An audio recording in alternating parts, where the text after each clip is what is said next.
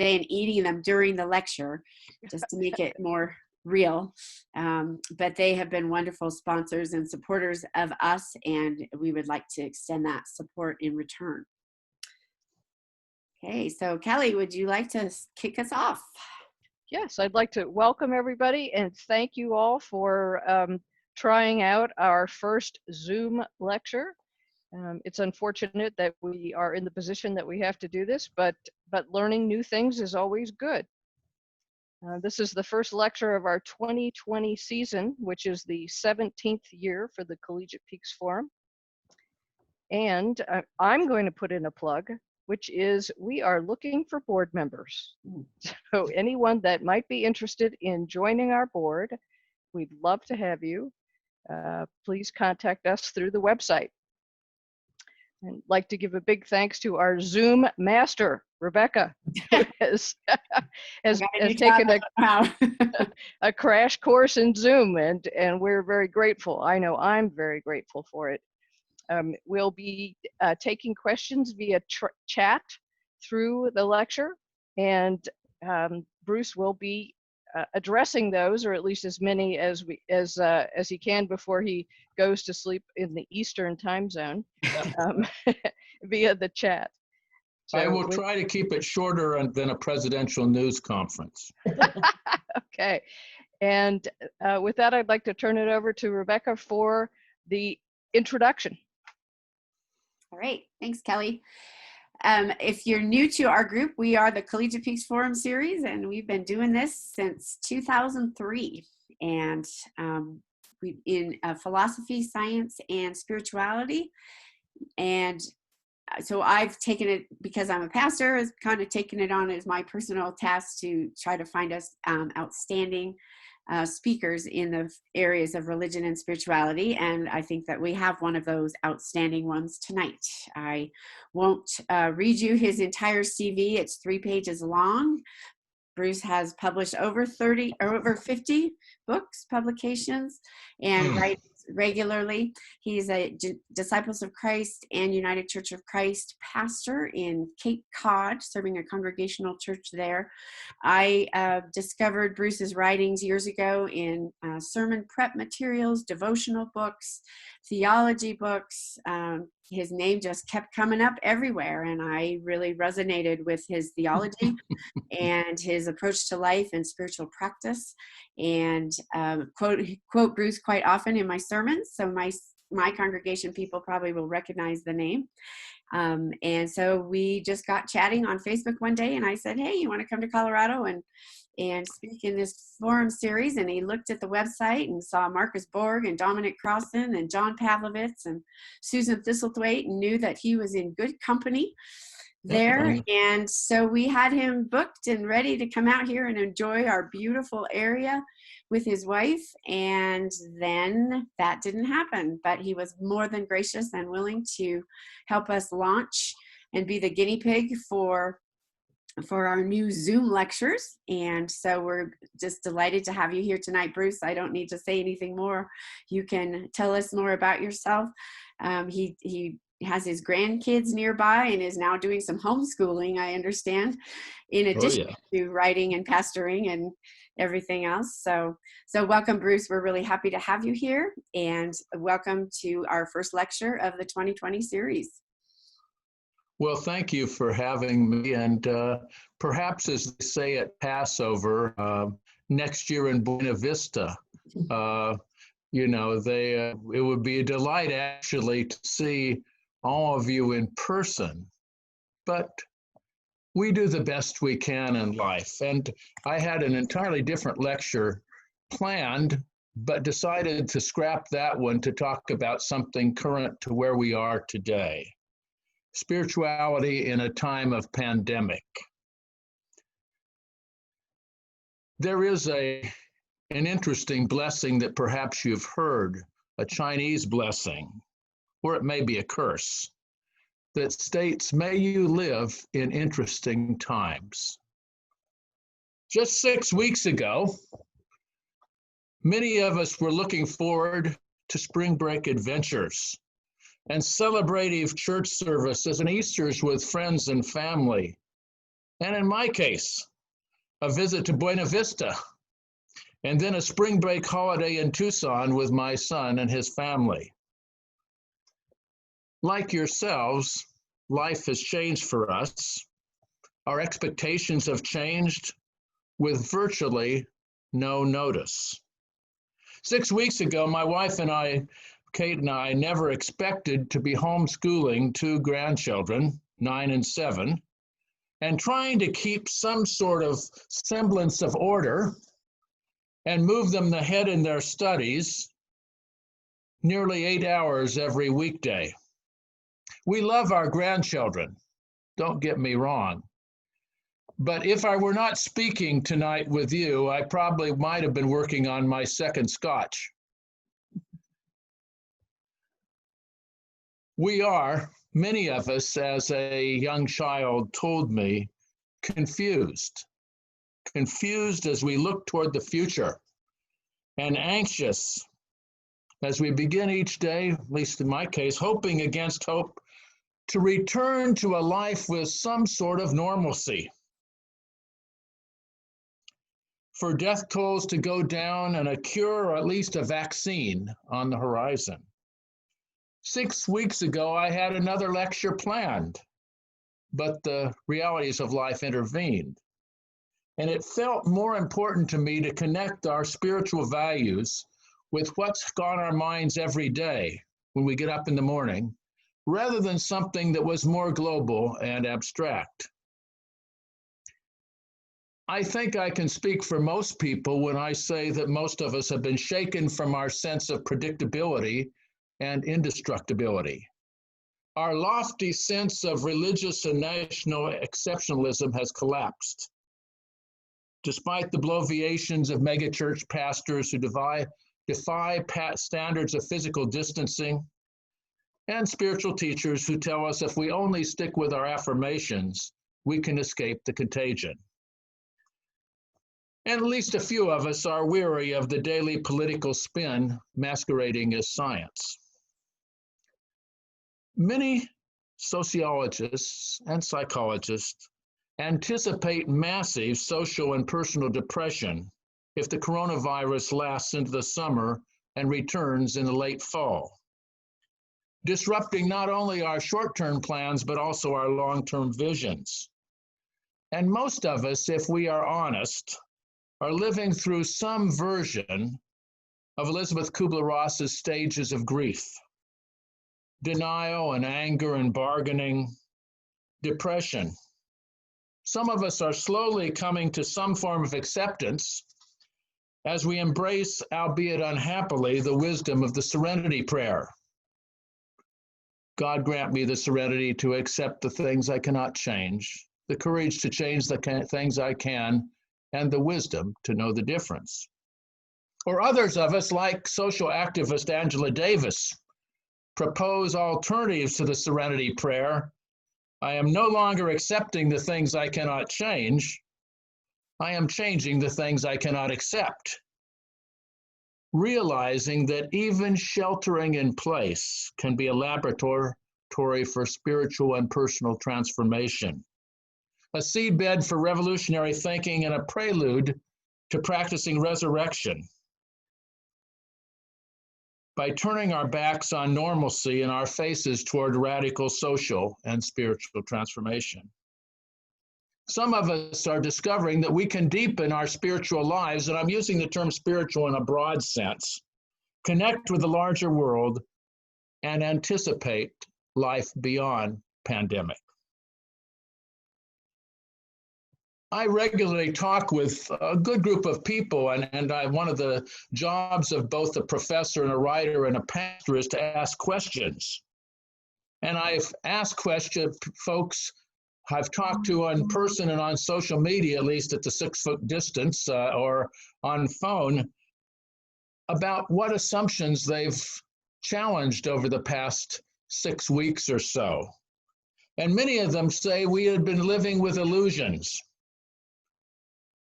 and that are currently disillusioned with public health and national leadership and the economic system, and even our attitudes toward the goals we have in life. Disillusionment isn't always a bad thing, to be honest, because as we unmask our illusions, we may, as William Blake notes, cleanse the doors of perception and see everything as it is, as infinite. Sometimes, as poet Theodore Retka says, on the darkest night, the eye begins to see. Now, I think if we study the history of religions and the history of social change, we may discover that many of the greatest moments in spiritual history have come in times of personal and national crisis, in which two ways, or perhaps more, lie before us, one leading to hopeless passivity, the other to personal agency. Moses challenges Pharaoh's power and struggles with the pitfalls of creating a holy community.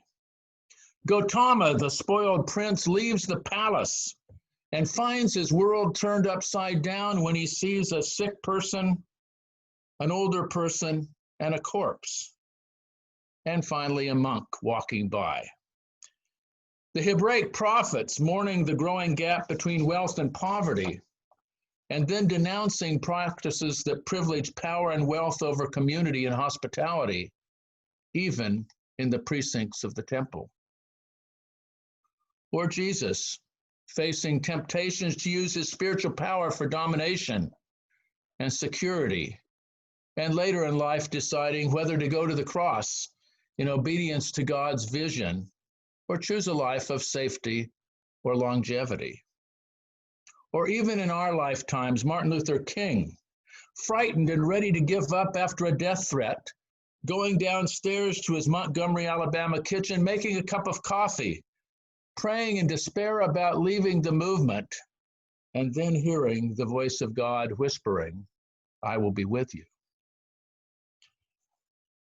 We are living, not just physically, but spiritually and socially, I believe, in a dangerous time. Our illusions of self-sufficiency and predictability have collapsed. Our national pretense has been found to be resting on shifting sands rather than solid rock. Yet precisely in such times, we may discover, with Stanislav Grof, that spiritual and personal emergencies, national emergencies, may be the open door to creative spiritual emergence, to new ways of experiencing reality, alternative approaches to the political order, changed priorities, and novel visions of holiness in our midst. Out of disorientation, as Bible scholar Walter Brueggemann asserts, we may become partners with the Holy One in midlifing a new orientation, new ways of being human, new forms of relating to one another personally and politically as planetary citizens.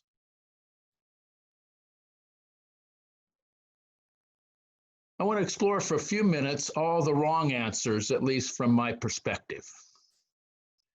Times of crisis, as you know, provoke the best and the worst in humankind.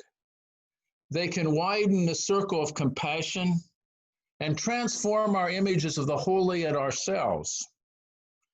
They can inspire sacrifice in medical personnel, first responders, store clerks, and farm workers.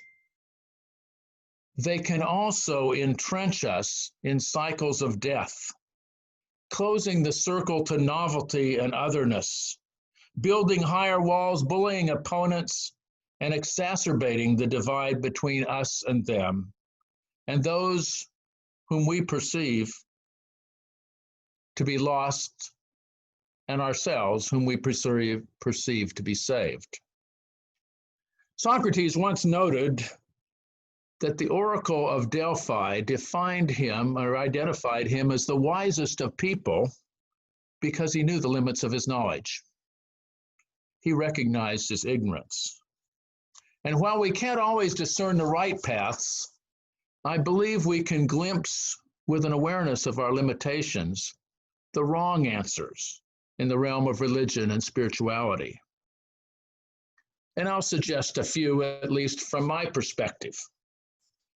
In this time of coronavirus, we must challenge the pretense of Christian exceptionalism and magical thinking that inspires pastors to conduct Holy Week services, believing that God will suspend the laws of nature to protect their flocks and heedless of their impact on outsiders.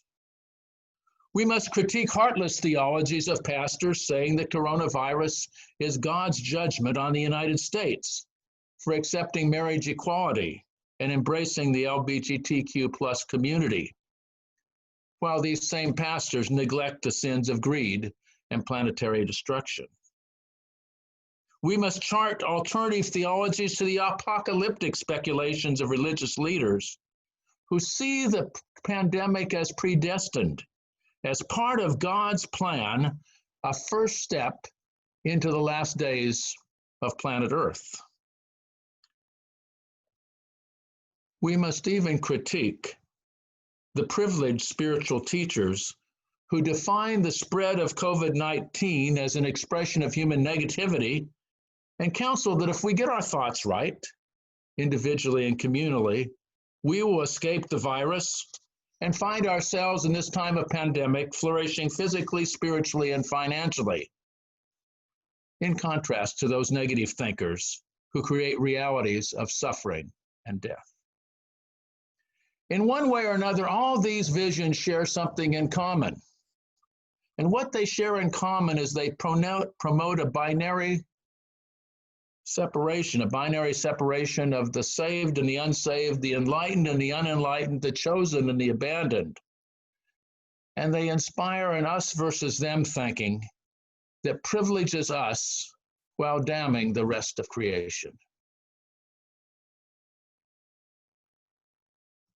At such times, we may, with both indigenous peoples far and near, find ourselves crying for a vision. It's been said in the biblical language that where there is no vision, the people perish. And certainly the pandemic has changed our national and economic visions. It's challenged our myth of progress and American exceptionalism. And it's also rocked many of our personal expectations. Many of us feel a bit like Dante, who notes that in the middle of the journey of our lives, I came to myself within a dark wood where the straight way was lost.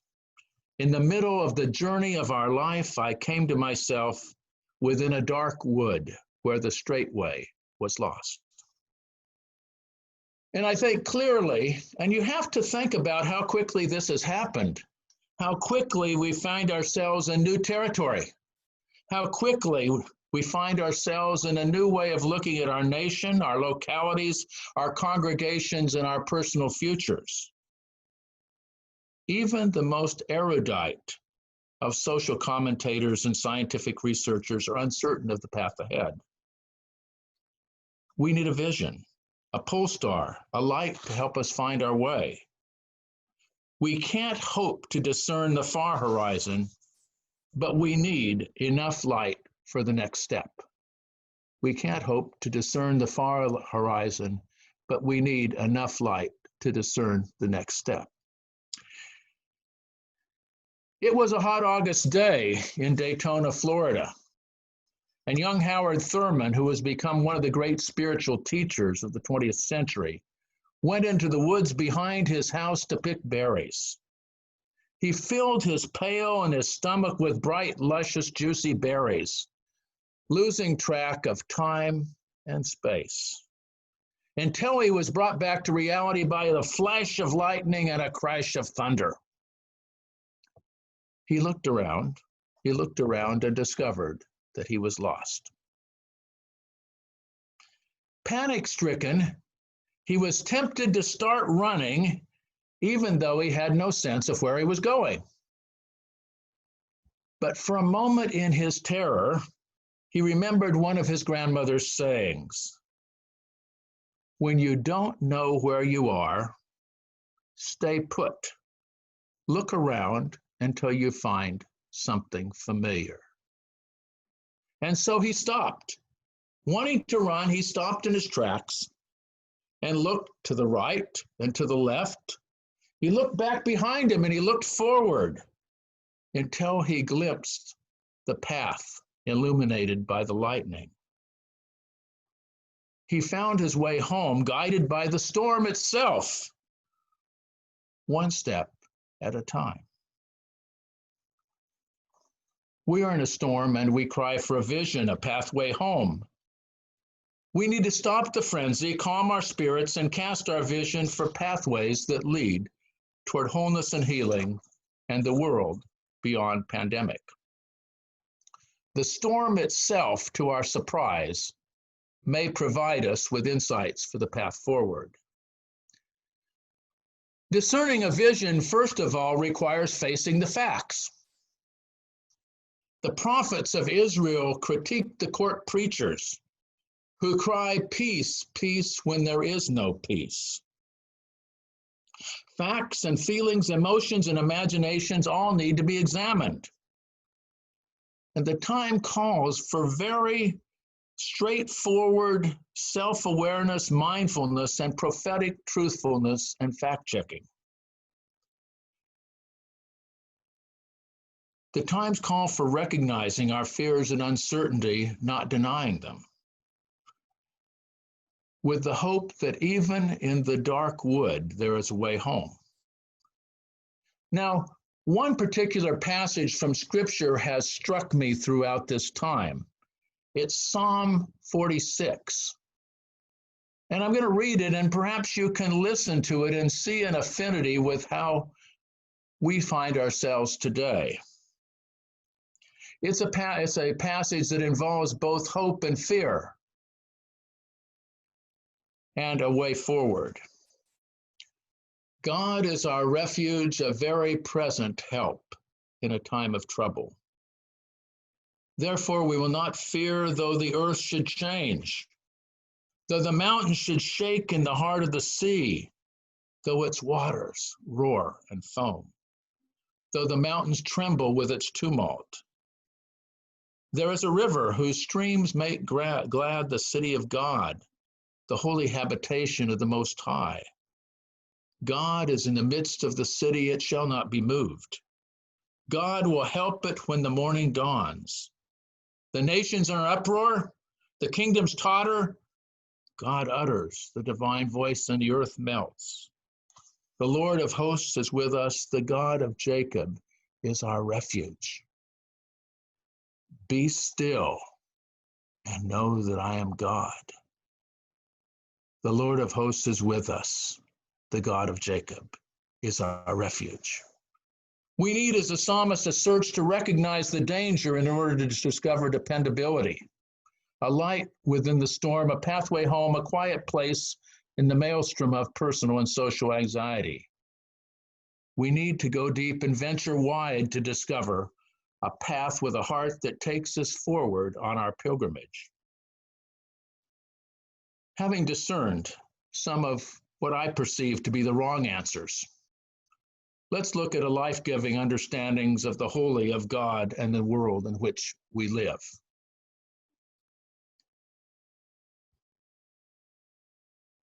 The story is told, and perhaps you've heard it, of a child who couldn't get to sleep. I don't know if you ever encountered that with a grandchild or a child who just couldn't get to sleep. And his father tried every trick in the book, reading and storytelling, singing songs, lying beside him. And the child was still wakeful and wanting company. Finally, exhausting all his human resources, the father invoked God. He said to his little boy, "God is with you. You don't have to be afraid." To which the child responded, "I want a God with skin."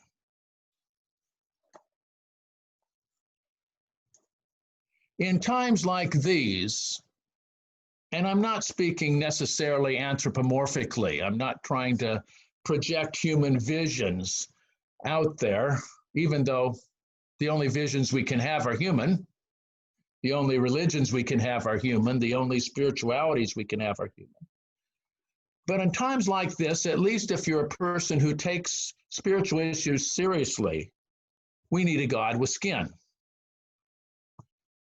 A loving, intimate, inspiring reality to comfort and challenge us for the living of these days. I believe a God with skin challenges us to let go of unhealthy images of God. God as distant, as punitive, as judging, as out to get us, as marking every failure and punishing every sin. There is cause and effect in the universe, and quite often we do reap what we sow. And some of our behaviors at the national and social level have contributed to the crisis we face. But these aren't God's behaviors. God's not out to get us. God's out to love us.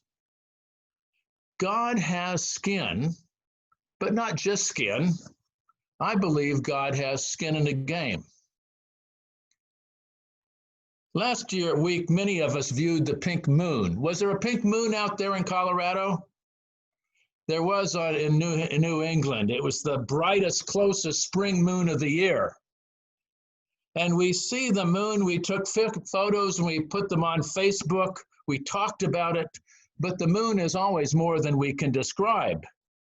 And so too is the divine. So humility is always necessary in God talk. Sadly, those who most vocally claim to know God often have the most bloodthirsty and punitive images of God and justify divine behaviors that would land a human parent in jail. As I imagine God, and there's lots of ways to imagine God, God has a Jesus face, a prophetic face, the face of a wise woman, the face of a wise man. God, I believe, is the most moved mover. Present, experiencing the world, being changed by the world as companion and challenger. Not apathetic, but empathetic. From the prison camp in Nazi Germany, Dietrich Bonhoeffer asserted that only a suffering God can save. And 15 years earlier, Alfred North Whitehead, the philosopher, spoke of God as the fellow sufferer who understands, the one who feels our pain and celebrates our joy. The God of which I speak, which I believe is the right answer to the questions, is defined by relationships, personal and intimate, infinite and intimate with all creation. God is the energy of love who challenges us in our waywardness. God is the prophetic companion who invites us to seek new horizons of justice and hospitality.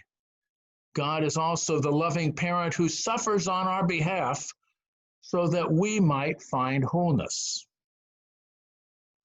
In contrast to some, I believe that God encourages our freedom and encourages our creativity congruent with the well-being of our communities. Freedom and creativity are real. The future is open for us, and I dare say the future is open for God. If freedom and creativity are real for both us and God, then we don't wait passively for a divine catastrophe or the second coming of Jesus, which destroys the planet only to save it. In an interdependent world, we make a difference. We have an agency in creating the future that even God must take account of.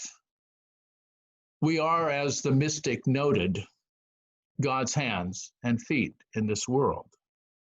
Or as Jewish mysticism proclaims, our calling is to be God's companions in Tikkun Olam in healing the world. At no time in our lives is our calling more evident on a global scale as we face this pandemic and look toward crises that are coming, not just one we're in. Crises that may very well be coming in terms of climate change if we don't prepare for it with the same care that we should have prepared for this pandemic. A God with skin has skin in the game. And though we are a tiny spark among a trillion galaxies in a multi-billion-year cosmic journey, we are nevertheless a cell in the body of God. Our health contributes to God's health in some small way. And our calling is, as Mother Teresa, Saint Teresa says, to do something beautiful for God. What we do truly matters, and perhaps more so in this point in time than 6 months ago. Will we bring beauty or ugliness to God or our fellow creatures? I want to talk a moment about spiritual practices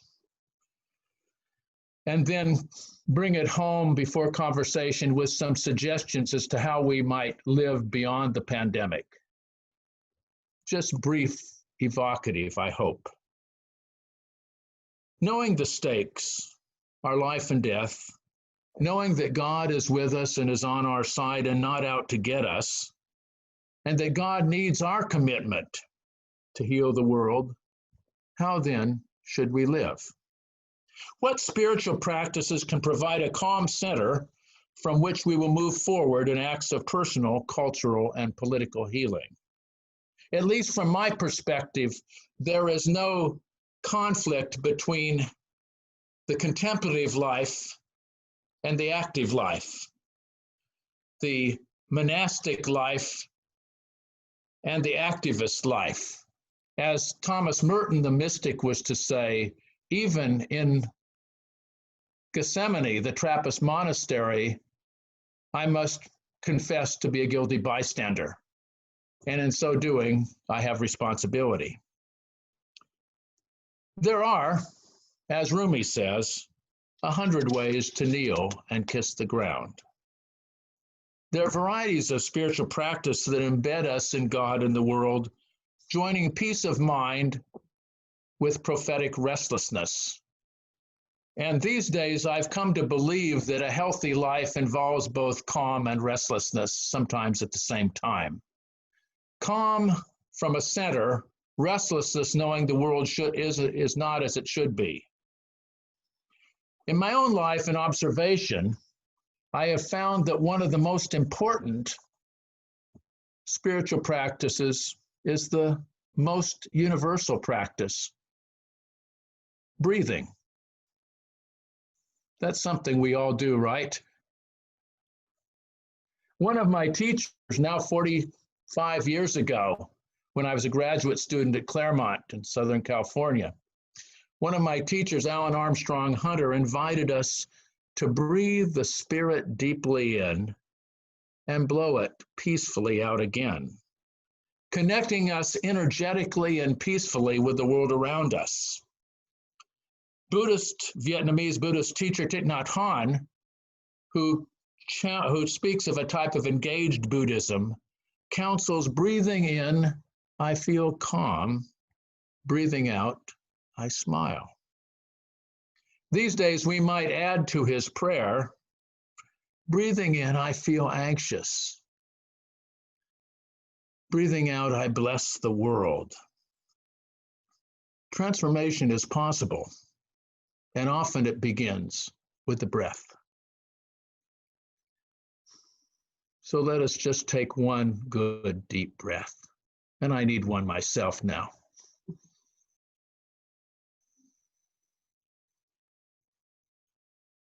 Maybe a couple. It's good to breathe, isn't it? Kind of like clear mountain water, a good deep breath. We need to take time to pause and to notice and open to our personal and corporate realities. This counsel of psychiatrist and spiritual guide Gerald May opens us to experiencing our lives, observing the world around us, including noticing when the emperor has no clothes, and responding to what Abraham Lincoln described as the better nature angels of our nature. In listening to our lives and the planet's story, we may move from fear and frenzy to a place of wise discernment. The fear and anxiety may not go away, but they no longer control us. And in the quiet, we may discern a holy path. We may discover that even in a pandemic with beauty all around us, we walk, as the Blessing Way asserts, and discover an alternative vision of ourselves and the planet. We can't go back to business as usual, I don't believe at least, but we need to forge new pathways toward the future, guided by the fellow companion who beckons us beyond the detritus of a harmful past, using the tools of healthy traditions to chart new horizons of the human adventure. Finally, a few words on life beyond the pandemic, and these are meant merely to be dotted lines. I'm trying to figure it out because I hope to live beyond the pandemic, and I hope to be part of a larger world after this time. Pondering the likelihood of a national crisis heralded by the divisions over slavery, Unitarian pastor Theodore Parker noted, "I do not pretend to understand the moral universe. The arc is a long one. My eye reaches but a little ways. I cannot calculate the curve and complete the figure by the experience of sight. I can define it by conscience. But from what I see, I am sure that it bends toward justice." These words, popularized by Martin Luther King and Barack Obama, speak to our current situation.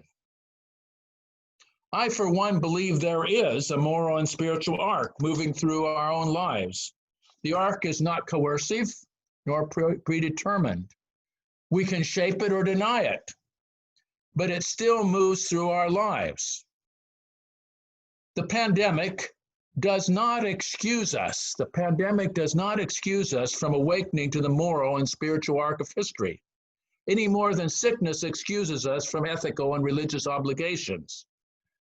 The shape of our obligations may change depending on our life situation, but life challenges us, as Nietzsche says, to be worthy of our suffering.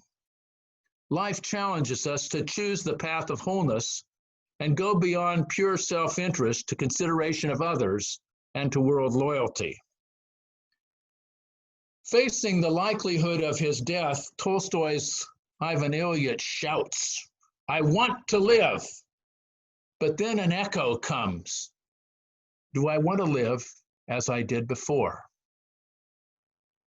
That's the question facing us in our time of pandemic, as we hopefully journey to a day beyond pandemic.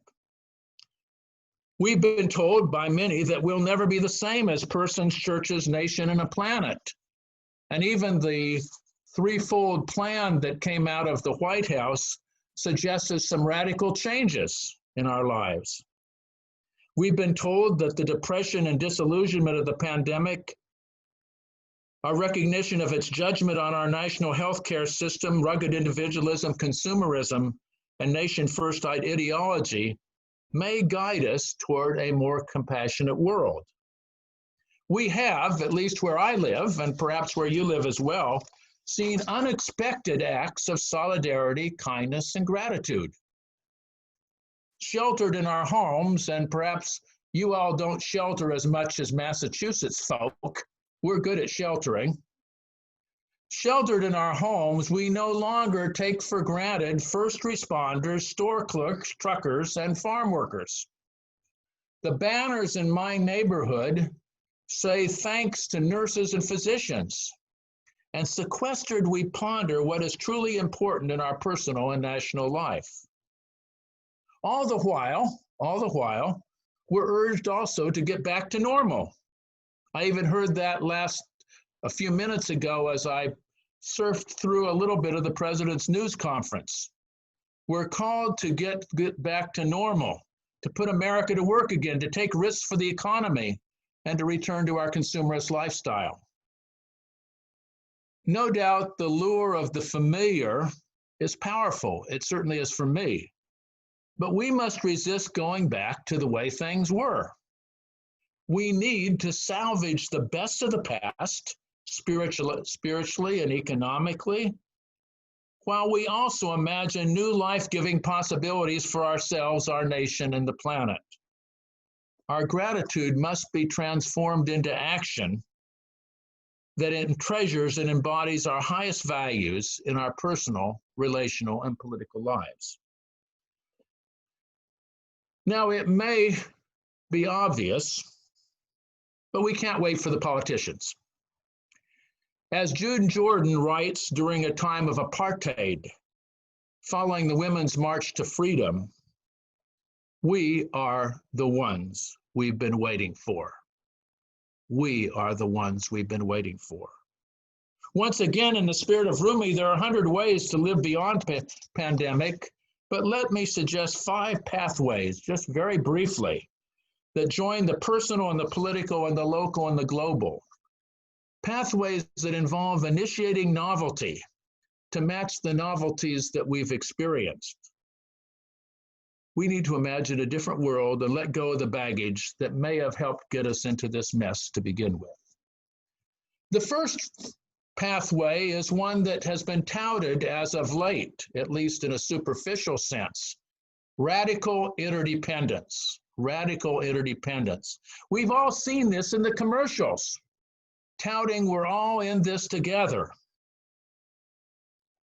This affirmation cannot be occasional, but must become the new normal. We're all in this together. We must be people of Ubuntu, the South African affirmation who recognize that I am because we are. Or as environmentalist Bill McKibben says, the best thing an individual can do to respond to global climate change is to quit being an individual.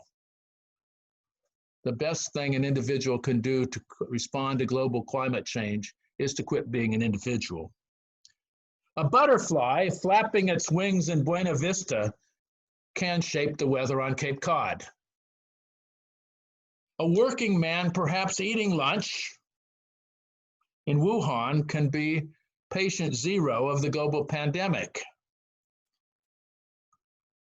The interdependence of life tells us that we need to evaluate everything we do, balancing interests and needs with the well-being of the whole, the community, and the planet, especially as we ponder the possibility of other crises ahead of us, most particularly global climate change, for which there is no vaccine except transform persons, communities, and priorities.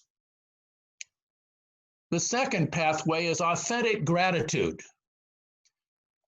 You often don't think of gratitude as political, but I believe it is. Authentic gratitude changes behaviors.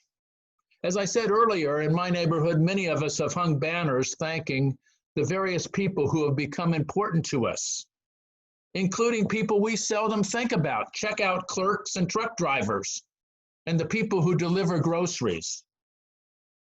We've recognized all the people we depend upon.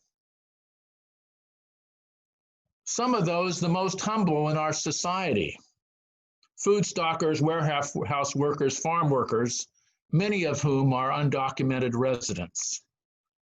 It's my belief that our gratitude cannot be gratuitous. Our gratitude cannot be gratuitous.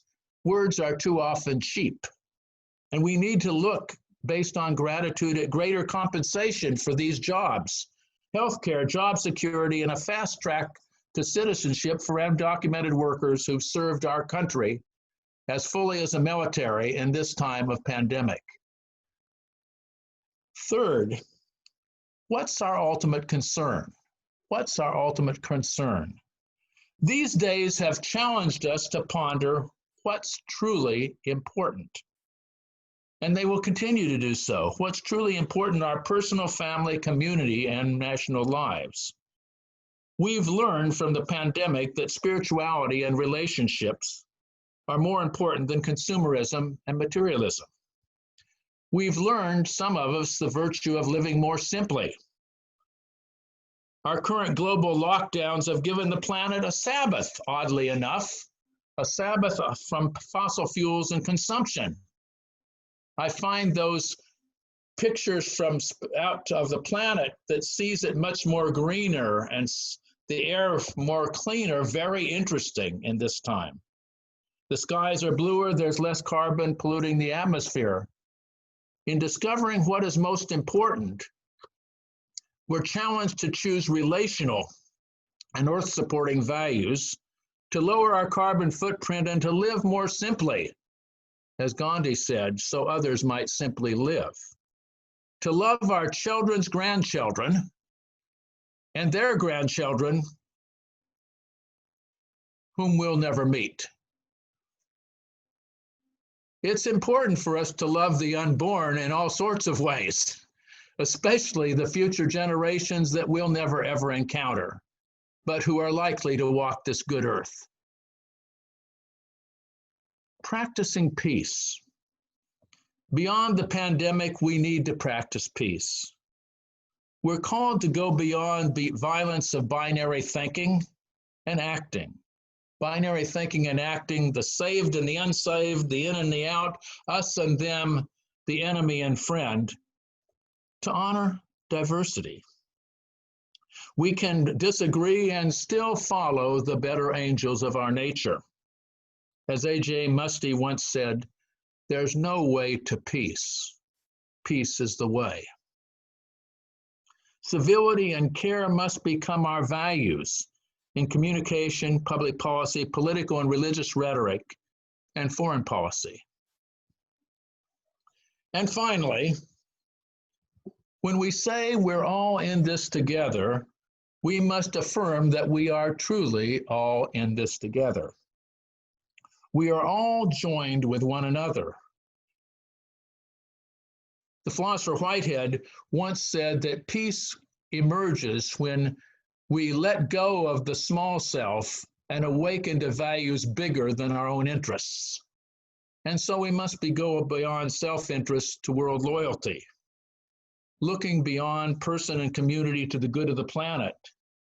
We must balance national sovereignty with global responsibility. Our calling is now both global and local. With the Jewish mystics, I believe the world is saved one action at a time, one moment at a time, and every action radiates across the planet. So beyond the pandemic, we can choose love. Beyond the pandemic, we can choose beauty. Beyond the pandemic, we can mourn tragedy and be God's companions in healing the planet, drying tears, restoring the broken, and joining hands with all creation. Thank you very much. Thank you, Bruce, so much. That was outstanding. Thank We you. have a question already, so I'm going to give that in just a moment. And it's from Marilee Dougherty, so I'm going to unmute Marilee so she can give that just real quick. If you will look in your chat box in the bottom of the middle of the bottom of your screen, that's where we will collect up the questions. So Marilee had sent one earlier, but everyone else feel free to send a question there in the chat box, and then we will go through those. So Marilee, I'm going to let you ask the question directly to Bruce. It wasn't really a question so much as a comment. I've been reading Madeleine L'Engle. Oh, and yes.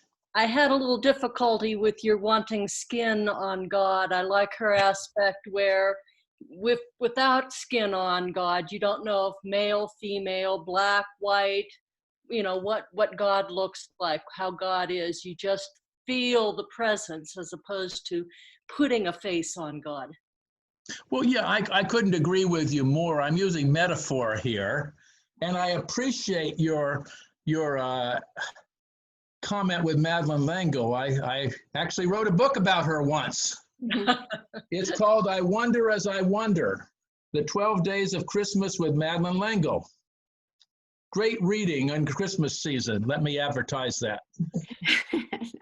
No, Madeline L'Engle is somebody I've been a fan of, I think, discovered her in adulthood, have read her books to my son and starting to read them with the grandchildren. And she has a wondrous spiritual sense. When I use the term God with skin, I mean the tangibility of God, the sense that God is found in the daily life that we live, that God has an involvement in the world, and what we do matter. And I wouldn't want to localize God in a sort of anthropomorphic sense, as you object to or as you question, but it's a metaphor for saying about relationship. Okay, thank you. Thank you. A lot of people have skinless gods, but they're not the skinless God that Madeline L'Engle talks about. They're the skinless gods that are totally apathetic and for whom what we do and who we are doesn't matter. Right. Good question. Does someone else have a question to send? The night is young. Yeah, don't all hop at once. You guys are just at 8 o'clock. I was raised among Baptists, so we just get started after a couple hours. I will go ahead with my question and give you all a chance. Again, we're doing it by chat, so find your chat screen at the bottom and shoot a question. Bruce, since I've known you, I've heard you talk about one of your spiritual practices is walking on the beach. Yes. And in Cape Cod, and that just resonated with me. I grew up with grandparents who lived in Lincoln City, Oregon, and walking on the beach was where I found God. And so I was just curious, when you were talking about breathing and specific spiritual practices, when you walk on the beach, do you do a specific spiritual practice, or do you just walk and think about your day? It all depends on the day, I suppose. I probably, I remember when I was doing the layperson's version, although of the spiritual exercises of Ignatius of Loyola. That is, I didn't go on a month-long retreat. I had a family and couldn't leave for that. But I was doing a weekly one with a priest at Georgetown University, where I was one time chaplain and professor. The priest said, Bruce, you keep piling spiritual exercises one on top of the other. And I'm prone to do a whole bunch of spiritual exercises. So some days I do actually have a sort of breathing prayer that involves a combination of an intercession as well as what some people would call energy work while I'm walking, and prayers that might be related to what some people would call the chakras and intercessions. And then some days I just simply enjoy the air. And some days I just simply bathe in the beauty, figuring it's not necessary to have a spiritual practice that's clear and distinct, that life itself can be a spiritual practice. And I simply feel a little bit like those Taoists, the old rice bags, as they used to call them, who would just wander around and see what happened to them and see what they'd run into. I mean, I think I have some fairly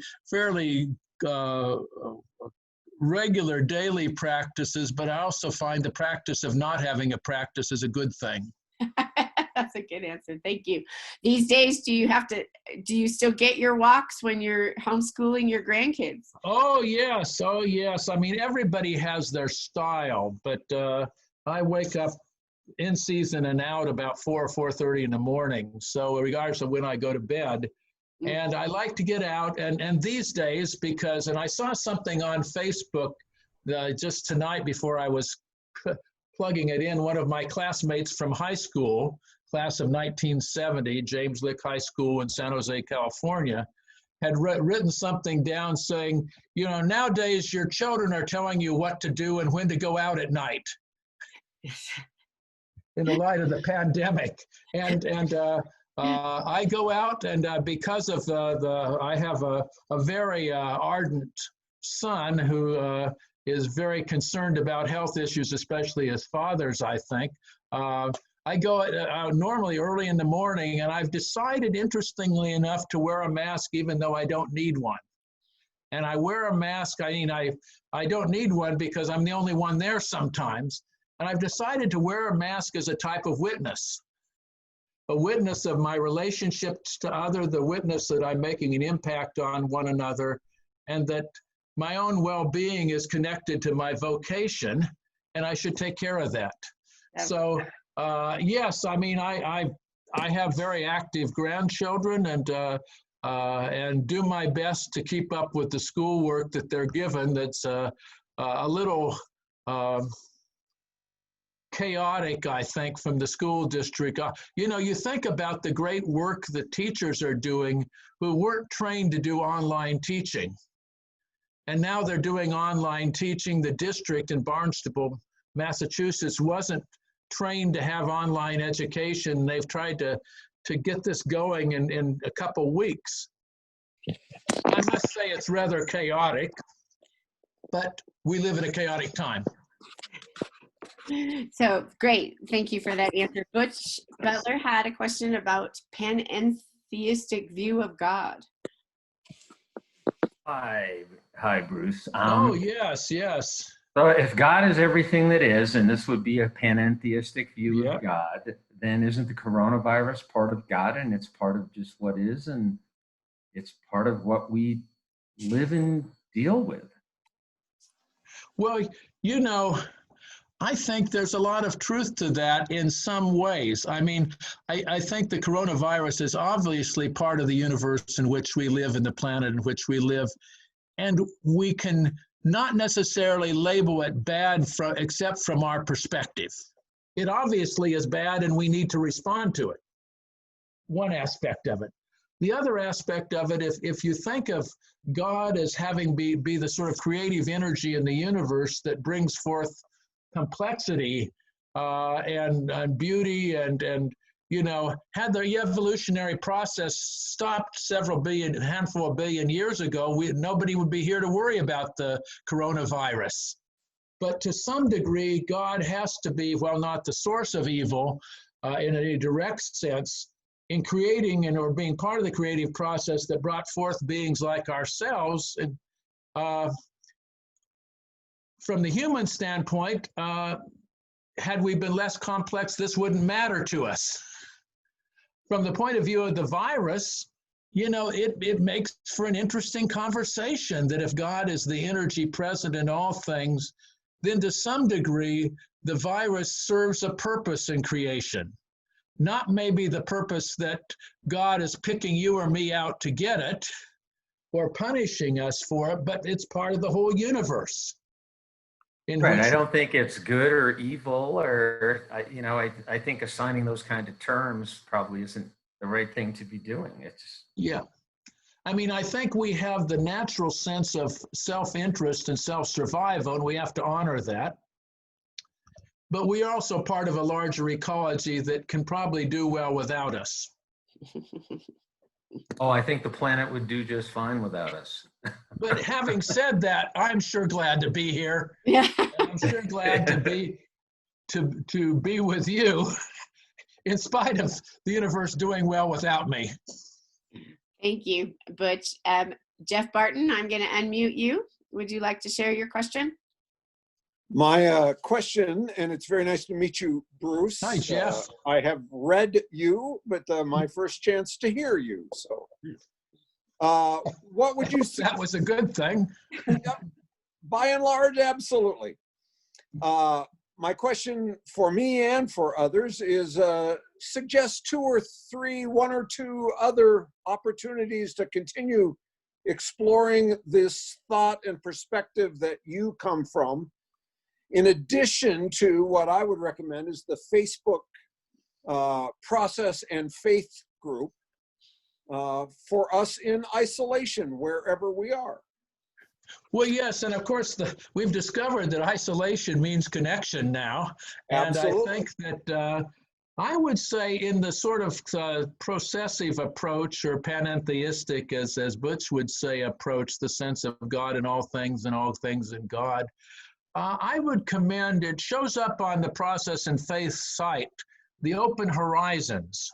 Jay McDaniel, who was my roommate for a couple years in graduate school, he was a couple years older than me. I think he was a third year when I entered as a first year, has run a wonderful site in Open Horizons. I think there's people that lay people who are not necessarily trained as theologians can read. I'd say Patricia Adams Farmer is one of the most readable people in the Process movement. She's a good friend of ours. There's a small world out there. She's a good friend. Jay McDaniel is very well worth the read. Thomas Ord, O-O-R-D, is very well worth the read. And the good thing about these is these people are people who are as good as their writing. That is, they really are good people who write good things. And that gives a greater credibility, and they're adventurous in their thoughts.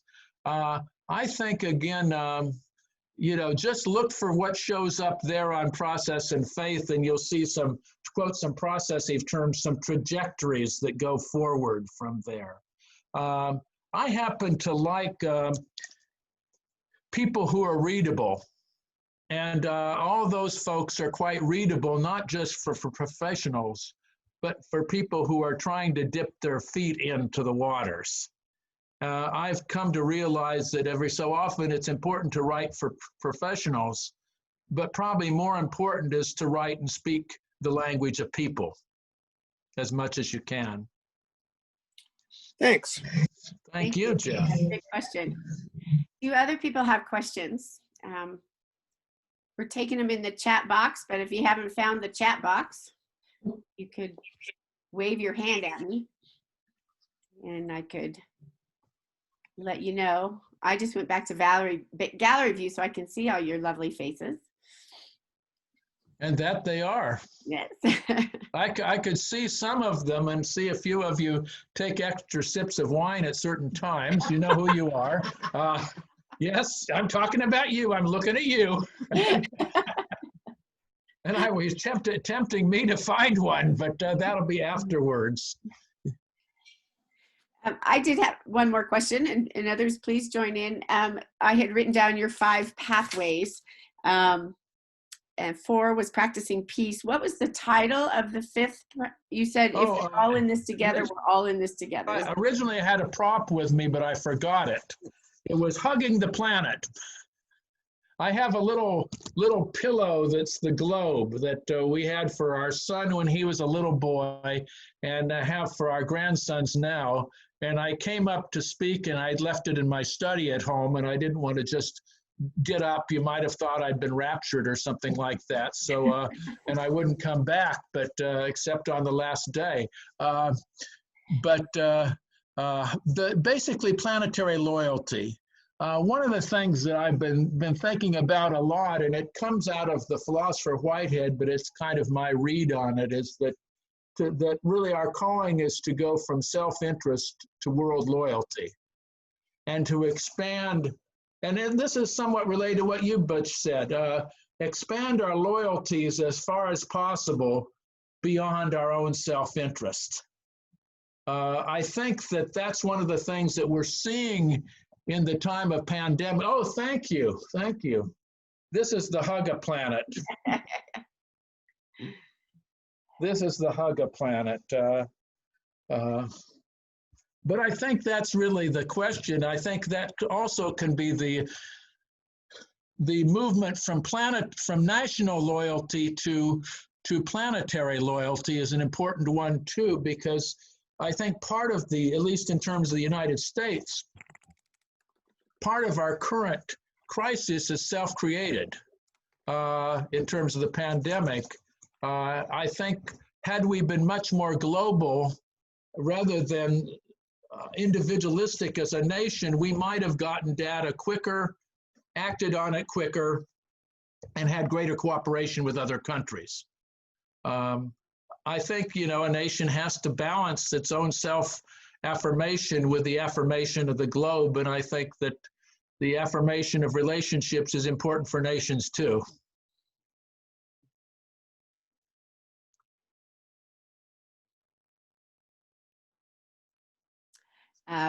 Betsy Neese, is that a question to me? I see it's to me, but I think it's your question here. I'll unmute you. Go ahead and ask your question. Wait a minute. Oh, Betsy, there you are. I'm here. Yeah, we can hear you.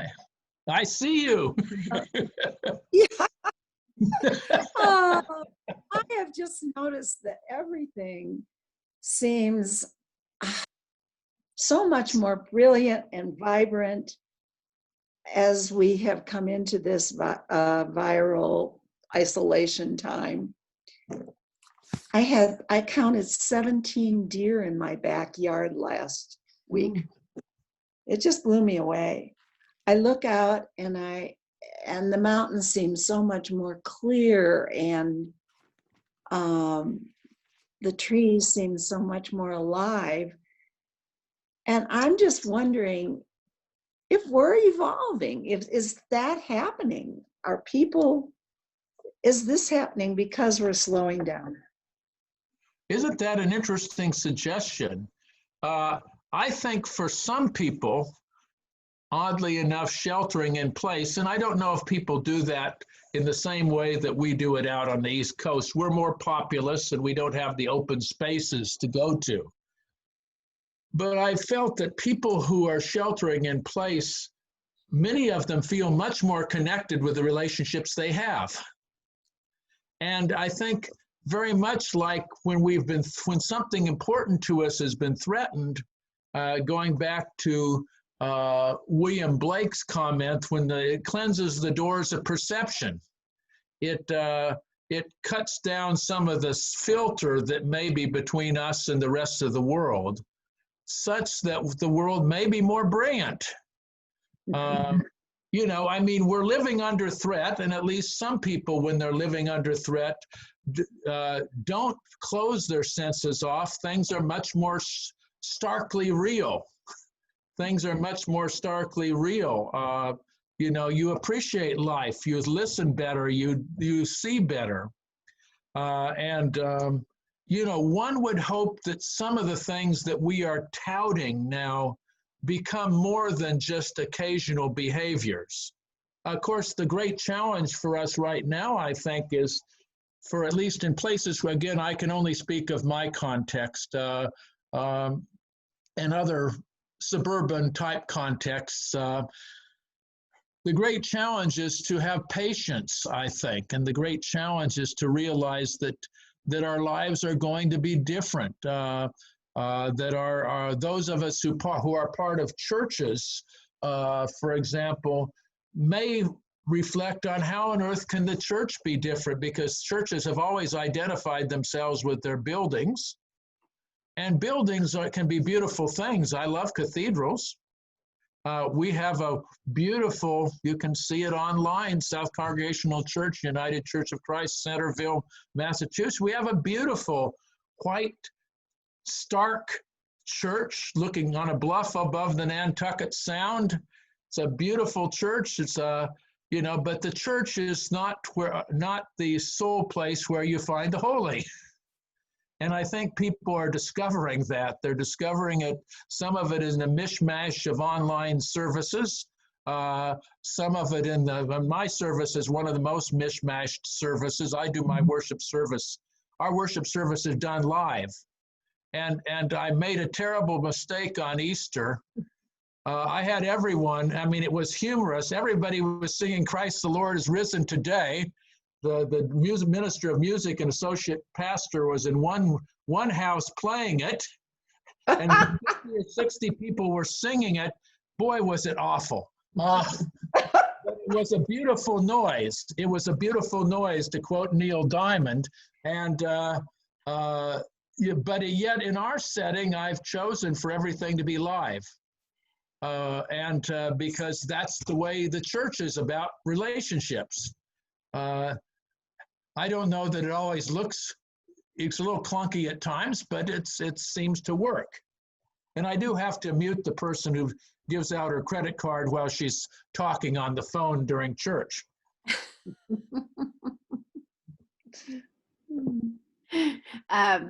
So Christine Whittington had a question. Unmute you. Oh my God, that's a wonderful question, Christine. I'll let you ask the question. Unmute yourself. Yeah, I'm trying to unmute you. Okay, there. Okay. Okay. This I want to hear you. I want to hear your voice here, Christine. All righty. This follows up on Betsy's question. I was struck by her comment about maybe we're evolving.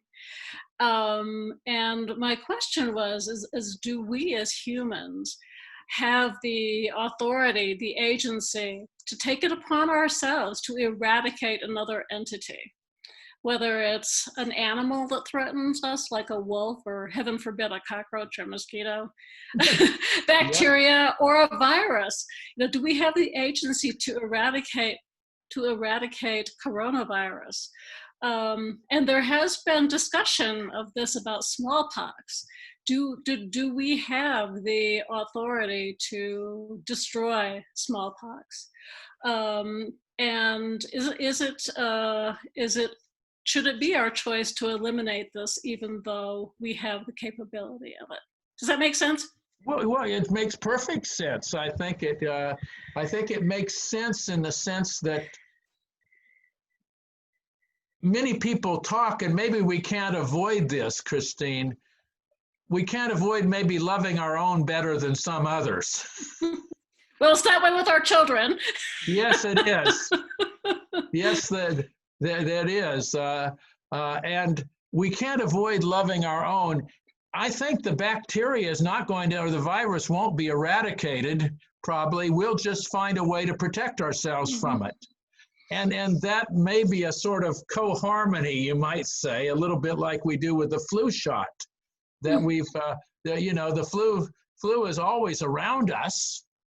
The shot doesn't fully immunize us, obviously, but it gives us a self-affirmation. Now, there is a sense of speciesism. I mean, that's a term that has arisen in the animal rights movement and others. There is a sense of speciesism that I suspect every species has, and we have to own up to our own. That's a wonderful question. I mean, I'm thinking of it, as the comment was, I think Butch made the comment about, I believe it was you, Butch, I don't want to accuse you of something you didn't say, about the importance of humankind in the context of the universe, whether it can live with or without us. Mm-hmm. And I think that at one level, the answer is it can. And also the answer is, well, we want to preserve ourselves as best as possible. The question then is, how do we balance the self-interest or species interest with the well-being of other species? Again, the philosopher Whitehead once made the comment that life is robbery. And there's a lot of truth to that. Life is robbery, but the robber needs to have a justification for it. And then there's several kinds of justification. One justification is, I just want to do it. And my justification is I want to do it. Perhaps a better justification, at least from an ethical point of view, is that it plays a role in my survival. Mm-hmm. So I think our robbery as a species, and I'm trying to think my way through this, obviously, these days, and for quite a while I've been trying to think my way through this. What sorts of robbery and killing are appropriate and what sorts aren't? And we can't help but to kill. But what limits do we put on it, and what is our grounding to do? We do a lot of frivolous killing. It's not undoubtedly. We may kill some of our animal neighbors frivolously. We are certainly indirectly doing that with species elimination, that we may not directly kill them, but we indirectly kill them by destroying their habitats. So I believe we probably should live lower than we currently are. But I also, as Thomas Merton says, am a guilty bystander also. I want, a few years ago, and perhaps we all did our carbon offsets when we did this, but I remember going to an environmental conference in which virtually all of us flew there. There seemed to be a certain irony to that. I, not this year, but every year I've held an Earth Day service out on the beach, weather permitting. We'll move into the sanctuary if not. And people have driven to the service. Well, there's a certain irony to that, isn't there, too? The environmental group I belong to in Cape Cod, the Faith Communities Environmental Network on Cape Cod, does its best to try to get people to ride share. But we might be doing better to have Zoom meetings more often. At least we'd have a certain sense of purity of intent.